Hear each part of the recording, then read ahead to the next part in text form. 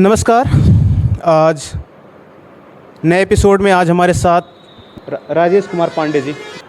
ये एक काउंसलर हैं और काउंसलर की ज़रूरत आज के जीवन में बच्चों को, स्टूडेंट को क्यों पड़ रही है, इसके बारे में थोड़ा सा आप बताइए। जी बिल्कुल, बताना चाहेंगे कि हमारे देश में या पूरे विश्व की अगर हम बात करें तो 98% विद्यार्थी ऐसे हैं जिन्हें 95% अन्य करियर के बारे में जानकारी नहीं है। और सबसे बड़ी समस्या यह आती है कि जब एक युवक या एक बच्चा अपने करियर का चुनाव करने के लिए निकल रहा होता है, उस समय उसके सामने बहुत सारे प्रेशर होते हैं। जैसे पेरेंटल प्रेशर होता है, माता पिता का दबाव होता है। माता पिता चाहते हैं कि उनके बच्चे वही करें जो कि वे नहीं कर पाए या जो वे दूसरों का करते हुए देखते हैं। दूसरी चीज़ आती है सोशल प्रेशर, कि सामाजिक दबाव कुछ इस तरीके से होते हैं कि बच्चों को इस प्रकार के निर्णय लेने पड़ते हैं कि समाज में अमूमन जो करियर ज़्यादा चुने जा रहे हैं। तीसरा हो जाता है मीडिया इन्फ्लुएंस, कि मीडिया में अगर किसी चीज़ का बहुत सारा प्रचार प्रसार है तो उसे देखकर बच्चे प्रभावित होते हैं और उसी करियर को चुनने लगते हैं। इसके साथ ही साथ पीयर प्रेशर भी होता है कि किसी भी स्टूडेंट के दोस्त क्या कर रहे हैं, किस कोचिंग में या किस इंस्टीट्यूट में एडमिशन्स ले रहे हैं, और उसे देखकर वे प्रभावित हो जाते हैं और जो करियर उन्हें चुनना चाहिए उस करियर को नहीं चुन पाते हैं। अमूमन यह देखा जाता है कि एक फील्ड में होता हुआ व्यक्ति दूसरे तरह का कार्य करता है। इसकी वजह यह होती है कि उसके अंदर जो कुदरती टैलेंट या स्किल है वह उसे कभी प्रयोग नहीं कर पाया होता है और दूसरे करियर में रहते हुए वह अपने उस स्किल या टैलेंट को शो करना चाहता है। इस वजह से हर बच्चे के लिए ज़रूरी है कि उसकी करियर काउंसलिंग की जाए। करियर काउंसलिंग जो होती है, ठीक है, अगर बच्चा नहीं ले पाता है और वो डिसाइड करना चाहता है कि उसके लिए परफेक्ट करियर क्या रहेगा, तो किस हिसाब से वो चुने? बिल्कुल सही प्रश्न आपने किया, क्योंकि करियर काउंसलिंग के लिए जितने भी काउंसलर हैं अमूमन वे चार्ज लेते हैं और कुछ काउंसलर तो बहुत ही ज़्यादा चार्ज लेते हैं।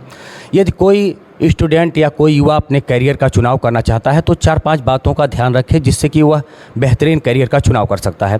पहली चीज़, उसे ध्यान देना होगा कि उसका इंटरेस्ट कहाँ है, वह किस काम को बहुत बेहतर ढंग से कर सकता है, किस काम में उसका बहुत ज़्यादा मन लगता है। अगर इसे वह ध्यान में रखकर आगे बढ़े तो एक बेहतरीन करियर का चुनाव कर सकता है। दूसरी चीज़ होती है उसका फैमिली बैकग्राउंड। उसे यह ध्यान देना होगा कि वह जिस करियर को चुनने के लिए जा रहा है क्या उसका परिवार या फाइनेंशियली रूप से या किसी भी प्रकार से उसका सपोर्ट कर पाएगा। जैसे अभी बात की जाए मेडिकल में जाने के लिए, तो कोई भी बच्चा अगर मेडिकल इंडस्ट्री में जाना चाहे, अपना करियर बनाना चाहे, तो उसे महंगी कोचिंग लेनी पड़ती है, 1-2 साल तैयारी करनी पड़ती है, उसके बाद महंगी फीस होती है। अगर पॉलिटिक्स में जाना चाहता है तो भी उसे एक लंबा समय लगता है अपना करियर बनाने के लिए। इसी तरीके से एक्टिंग के क्षेत्र में, सिंगिंग के क्षेत्र में लंबा समय लगता है और काफ़ी पैसा भी लगता है। तो इसका भी उसे ध्यान रखना चाहिए। और तीसरी चीज़, उसे यह ध्यान में रखना चाहिए कि वह जिस करियर को चुनने के लिए जा रहा है क्या वह समाज के लिए और उसके परिवार के लिए भविष्य में लाभकारी है। क्या उस करियर को चुनने के बाद भविष्य में वह फाइनेंशियली फ्री हो पाएगा। अगर इन 5 बातों का अच्छी तरीके से मंथन कर लिया जाए तो कोई भी बच्चा, युवा या विद्यार्थी आप स्वयं से ही एक बेहतरीन करियर का चुनाव कर सकता है। आपके हिसाब से एक नॉर्मल बैकग्राउंड का स्टूडेंट, नॉर्मल पढ़ने में हो, नॉर्मल फाइनेंशियल कंडीशन में, कौन सी पढ़ाई करे कि आने वाले टाइम में फाइनेंशियल जो बर्डन है उससे मुक्त रहे? बहुत अच्छा प्रश्न आपने किया। देखिए, एक चीज़ अब तक जो रही है हमारे समाज में, हम पूरे भारत की बात करते हैं, पूरे विश्व की बात करते हैं। यदि करियर को लेके हम बात करें तो कुछ वेल नोन करियर ऑप्शंस थे।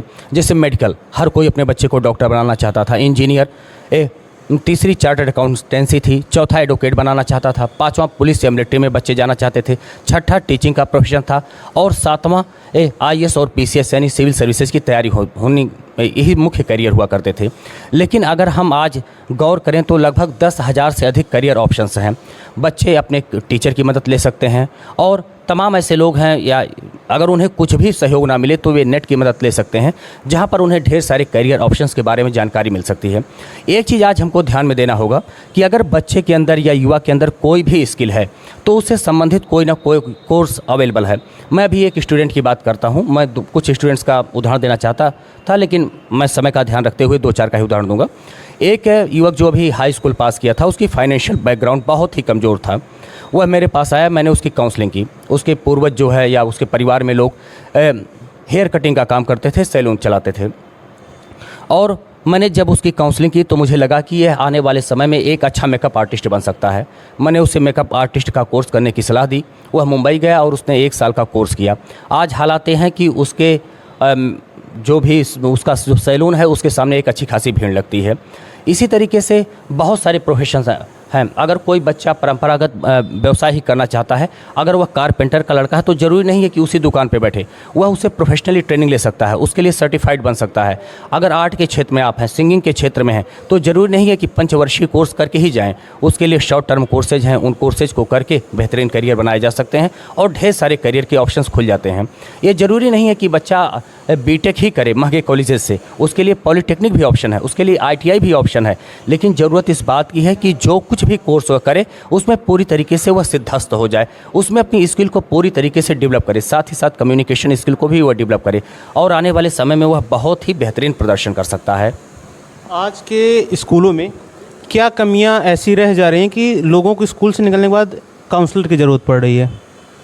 बहुत ही शानदार प्रश्न आपने किया है। देखिए, हमारी जो शिक्षा पद्धति है यह पूरी तरीके से परंपरागत शिक्षा पद्धति है और इसमें स्किल के लिए कोई भी ऑप्शन शेष नहीं बचता है। अगर इसी शिक्षा पद्धति के साथ बच्चों की काबिलियत को देखते ही जैसे ही एडमिशन होता है उसी दौरान यदि स्कूल मैनेजमेंट या उसका एडमिनिस्ट्रेशन बच्चे का यह टेस्ट कर ले कि बच्चे के अंदर कौन सी पर्टिकुलर स्किल है जो भविष्य में उसके लिए एक प्रोफेशन में तब्दील हो सकती है और उसी अनुरूप उसका हल्का हल्का गाइडेंस करना शुरू कर दे, तो वह सेकेंडरी हायर सेकेंडरी तक पहुँचते पहुँचते उसमें सिद्धस्त हो जाएगा, पारंगत हो जाएगा। और इस तरह की कोई भी शिक्षा व्यवस्था हमारे देश के किसी भी विद्यालय में, किसी भी बोर्ड में नहीं है, चाहे वह UP बोर्ड हो, CBSE बोर्ड हो, ICSE बोर्ड हो या कोई भी बोर्ड हो। वहाँ पर बच्चों की स्किल डेवलपमेंट पर कोई भी प्रयास नहीं किया जाता है और आज ज़रूरत इस बात की है कि बच्चों में स्किल डेवलपमेंट के कोर्सेज चलाए जाएं। आमतौर पर जो गवर्नमेंट स्किल डेवलपमेंट के कोर्स चला रही है, मैं उसकी निंदा तो नहीं करना चाहूँगा, लेकिन वे सब स्किल डेवलपमेंट के कोर्सेज करने के बाद रोजगार के अवसर बहुत ही कम हैं।